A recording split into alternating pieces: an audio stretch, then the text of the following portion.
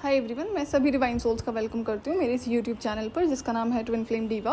और अगर आप अभी नए सब्सक्राइबर हैं मेरे चैनल पर तो हो सकता है कि अगर आपका कोई ऐसा सवाल हो जो पूछना चाहते हैं तो उस पर वीडियो ऑलरेडी पोस्टेड हो, तो प्लीज़ आप ओल्ड वीडियोज़ को ज़रूर चेक कर लेना।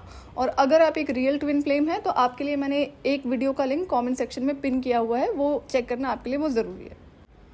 जैसा कि मैं अपना इनर वर्क तो स्टार्ट कर चुकी थी क्योंकि मुझे अपनी बहुत सारी हीलिंग करनी थी, और वो एक तो स्पिरिचुअल डाउनलोड्स बहुत ज़्यादा हेवीली हो रहे थे और गाइडेंस भी थी कि क्या क्या चीज़ें मुझे अभी हील करनी है। एक के बाद दूसरी हीलिंग मैं करती जा रही थी। बट जैसा कि मैं बाकी चैनल्स के वीडियोस को सुन रही थी कि जो ट्विन फ्लेम है वो जो अदर काउंटर पार्ट है वो वीक होता है, उसको डीएफ को ये हेल्प करनी पड़ती है, वो हेल्प करनी पड़ती है इनर वर्क के थ्रू, बड़ी सारी चीज़ें। तो अब यही सब सोच के ना मुझे ये था कि मुझे पता है कि ये जो ट्विन फ्लेम है ये एक गलत इंसान है और बहुत ही ज़्यादा गलत है। स्टिल मुझे ये था कि मेरे एंड से ना कोई गलती नहीं होनी चाहिए। 10 साल का टाइम बहुत बड़ा टाइम था, 10 साल कॉन्टीन्यूस बैक स्टैबिंग जिसे कहते हैं, और बड़ी गंदी हरकतें इस ट्विन फ्लेम ने करी हैं जो मैं अभी कुछ चीज़ें आप लोगों से रिवील ज़रूर करूँगी, सारी तो नहीं करूँगी।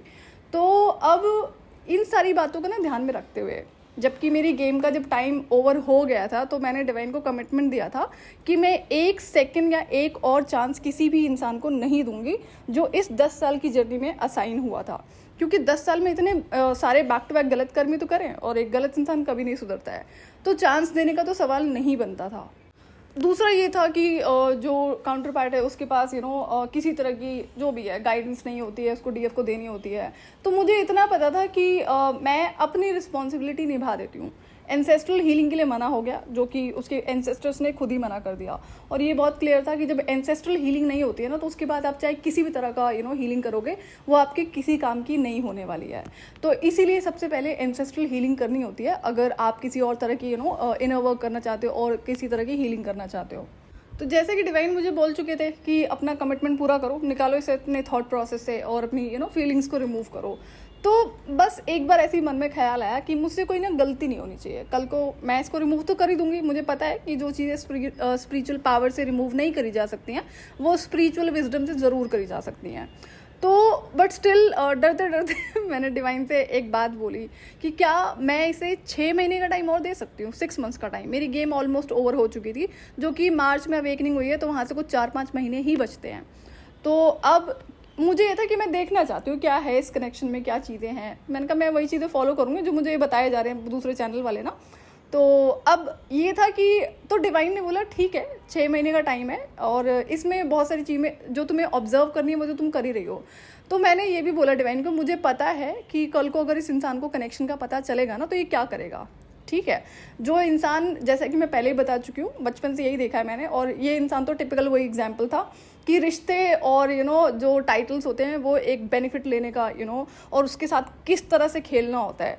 और तो मुझे बहुत अच्छे से पता था जब इस इंसान को पता चलेगा ना तो ये क्या करने वाला है।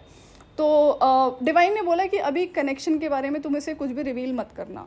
तो मैंने बोला डिवाइन को मुझे पता है कि इसको कनेक्शन को अगर पता चलेगा ना कनेक्शन के बारे में कि ये डिवाइन कनेक्शन है, स्पिरिचुअल कनेक्शन है, तो इसे वो एक अपॉर्चुनिटी नज़र आएगी मुझे और दोबारा से बैक स्टैप करने की और एक अनदर लेवल की माइंड गेम खेलने की।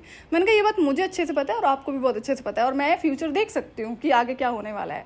बट स्टिल ये था 6 महीने का टाइम मैंने इसलिए मांगा कि ये आखिरी टाइम था। उसके बाद तो मैंने इसे मुड़ के नहीं देखना, मुड़ के तो मैं इसे अभी भी नहीं देखती। मुझे तो ये था कि जिस तरह की स्पिरिचुअल हीलिंग करनी थी मैंने कहा मैं अपने एंड से कर देती हूँ जो चीज़ें रिक्वायर्ड हैं, और उसके बाद में आगे का आगे देखेंगे। और उसके बाद मेरे पास ऑलरेडी बहुत सारा काम था करने के लिए हीलिंग में अगर हम बात करें तो। और जैसा कि मैंने बाकी चैनल्स पे सुना था मिरर वर्क के लिए, तो मुझे ये था कि मिरर वर्क तो मैं नहीं करूँगी। क्यों, क्या होता है जब आप अपनी एनर्जीज़ को अगर गलत जगह पर इन्वेस्ट करते हो तो वो भी बढ़ती है। अगर आप एक गलत इंसान पर अपनी एनर्जीज़ को फोकस कर रहे हो, इन्वेस्ट कर रहे हो, तो उससे ना आपकी एनर्जीज़ और ज़्यादा डिस्टर्ब होंगी। और ये तो ट्विन फ्लेम है और ये तो डे 1 से मुझे पता है ना, जब से मैं मिली हूँ कि इसके अंदर सेम लेवल की इंटेंस फीलिंग्स हैं और मुझ में भी है। तो लेकिन इस इंसान के पास में एक पावर है कि ये उसे कंट्रोल कर सकता है, जो मैंने शायद सोचा ही नहीं कि मैं कंट्रोल कर सकती हूँ। इसे कंट्रोल करने की कोशिश नहीं करी थी मैंने पूरे 10 साल में, मैं सिर्फ भाग गई थी इससे। तो ये इस बात का पता था। और आफ्टर अवेकनिंग क्या होता है, 1 मंथ का ही टाइम था कि जब मैंने इसके वो ड्रामे देखे ना कि फाइनेंसिस की वजह से कि मेरी जॉब नहीं गई है तो all of a sudden focus show करने लगा कि मैं तो बड़ा इंटरेस्टेड हूँ।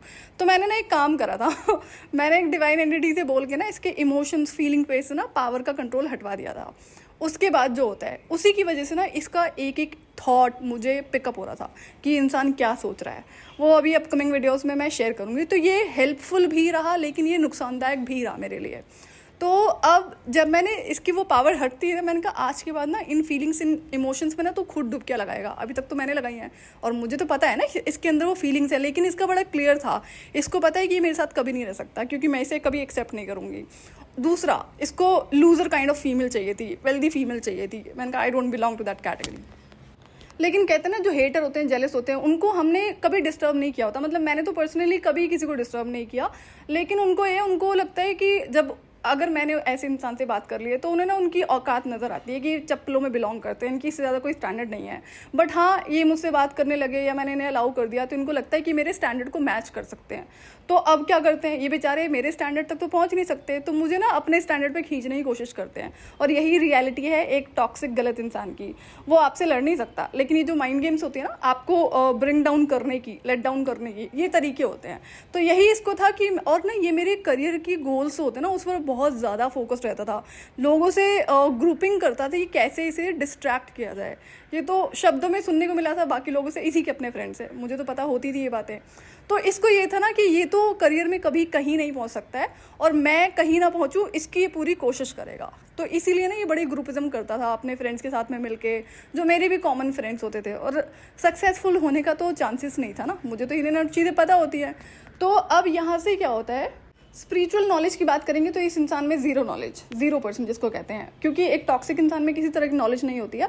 और अगर उसे कभी मिल भी जाती है ऐसी विजडम, ऐसी नॉलेज, या उसे कहीं से पता चलता है, तो फिर देखो वो क्या करता है। और वही चीज़ हुई मेरे साथ में कि डिवाइन ने बोला कि डिवाइन कनेक्शन के बारे में इसे तुम अभी कुछ मत बताना, लेकिन अब एक बात मुझे डिवाइन ने बोली रिवील करने के लिए कि तुम इसे ये चीज़ें रिवील करो। अब ये क्या करता था कि जब से मैं इससे मिली थी ना, तो ये मेरे सोशल मीडिया पे बहुत ध्यान रखता था कि अगर मैंने कोई पोस्ट डाला है तो एग्जैक्टली काउंटर पोस्ट करेगा। चाहे जैसे कि जनरली इसको पता होता था कि मैंने फीलिंग्स वाला जो पोस्ट डाला है वो इसी के लिए है, बट कभी अगर मैंने कोई मोटिवेशनल पिक्चर डाल दी होगी या फिर एनिमल की पिक्चर डाल दी होगी तो वो तुरंत कॉपी होती थी इसके प्रोफाइल पे। मतलब मिनट्स भी नहीं, सेकेंड्स लगते थे इसको करने में। और ये हमेशा कंटिन्यू रहा, जब कम्युनिकेशन में थे तब भी, जब कम्युनिकेशन बंद होता है तब भी।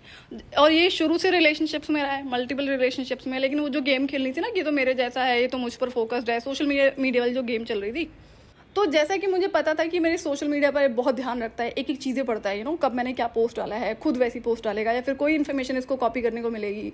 तो इसके साथ साथ जो बाकी ग्रुप होता है ना वो सारा ही कम्पीट कर रहा होता था मुझसे। मैंने ये चीज़ बड़ा बाद में नोटिस करी है। अवेकनिंग के बाद की बातें वो भी नेक्स्ट वीडियो में शेयर करूंगी मैं।